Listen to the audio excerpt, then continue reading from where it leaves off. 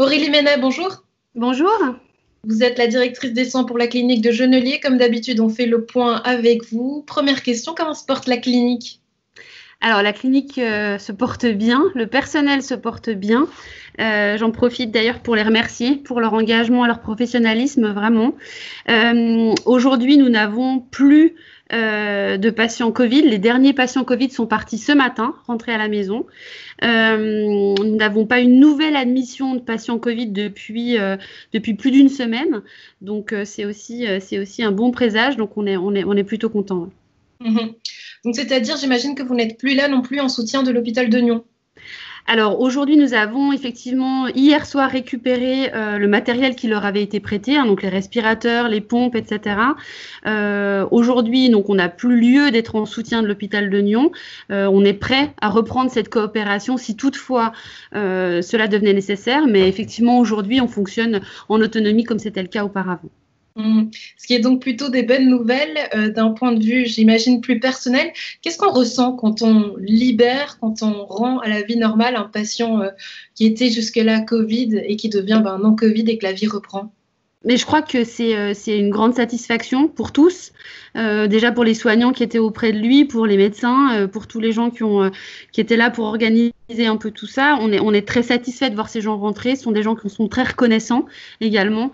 Et voilà, c'est une grande satisfaction pour nous, mais c'est aussi une satisfaction qu'on connaît dans d'autres situations et pour d'autres pathologies. Donc c'est vrai que voilà, mais effectivement, c'est quand même un soulagement de les voir rentrer à la maison. La semaine dernière, la Confédération et le canton ont annoncé ces mesures de déconfinement de manière progressive par 3 étapes. Beaucoup de gens sont inquiets de ce retour à la vie normale du point de vue médical. Qu'est-ce que vous en pensez? Est-ce que c'est plutôt rassurant ou inquiétant? Comment vous estimez la situation? Alors, je pense il fallait qu'on ait une date. Je pense que la prise de décision, elle est complexe. Elle a été prise de façon concertée par nos autorités et effectivement, il fallait qu'on ait une date parce que c'est important. C'était important qu'on puisse se projeter et qu'on puisse finalement revenir de plus en plus à la normale.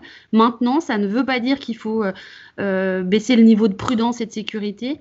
Et c'est là où effectivement, il faudra être vigilant et puis faire attention, continuer à faire attention. On sait que beaucoup de gens, beaucoup de parents craignent le retour à l'école de leurs enfants. Est-ce que vous avez peut-être des conseils à donner de manière très pratique? Alors, je crois que le retour à l'école, même s'il est craint, il est aussi attendu par beaucoup de parents et par beaucoup d'enfants.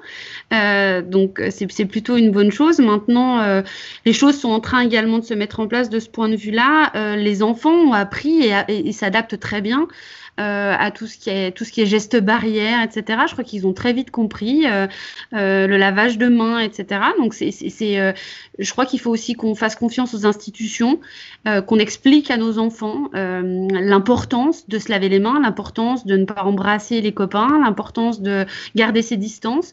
Ça prendra du temps, mais ça va aussi peut-être rentrer dans les mœurs et puis devenir une habitude, quoi. Donc, c'est à nous, parents, et puis aussi aux institutions de mettre en place les choses pour pouvoir sécuriser ce retour à l'école.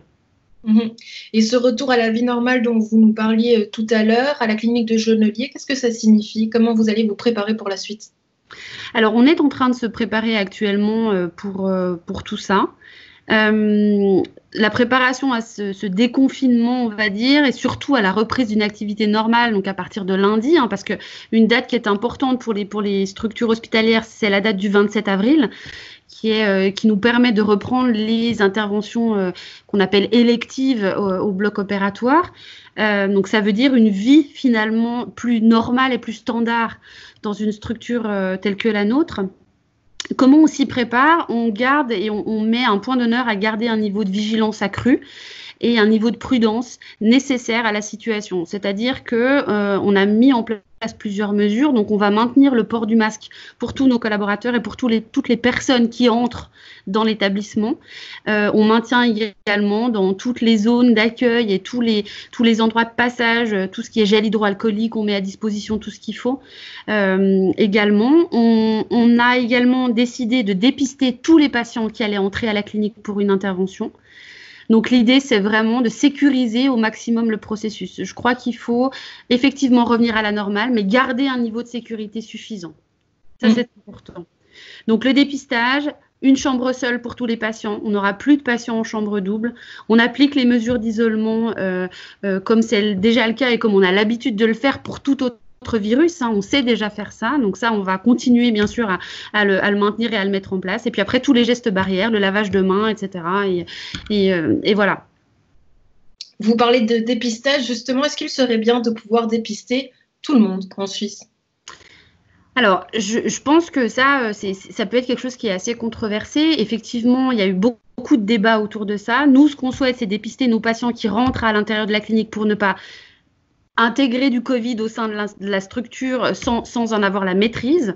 Donc ça, c'est important. Maintenant, est-ce que ça a du sens de dépister toute la population ?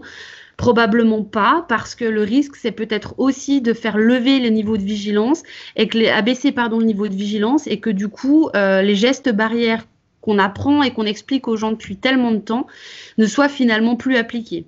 Donc un dépistage, il est valable au jour J, il est plus valable le lendemain. Donc c'est à ça qu'il faut faire attention, quoi. On sait qu'aujourd'hui, le milieu médical, le milieu infirmier aussi demande à ce que certaines conditions de travail soient revues à la clinique Genelier. Est-ce que vous en parlez justement ? Écoutez, je crois que il y a une chose dont on peut se féliciter, c'est que depuis le début de cette épidémie, nous avons mis en place tout ce qu'il fallait pour les collaborateurs, pour qu'ils soient sécurisés, pour qu'ils soient confortables dans leur zone de travail, pour qu'on puisse adapter leurs horaires de travail en fonction de leur vie familiale et de la structure qu'ils avaient, eux, pu mettre en place à la maison. Et je pense qu'on a été à la hauteur de ça. Le bon révélateur de cela, c'est que nos collaborateurs vont bien. Ils vont bien et ils nous remercient. Ça veut dire qu'on a été finalement plutôt bon dans tout ça et je suis très satisfaite. Maintenant, on sait qu'il y a des choses qu'on doit améliorer et on va continuer à travailler là-dessus, autour de ça et en concertation avec eux.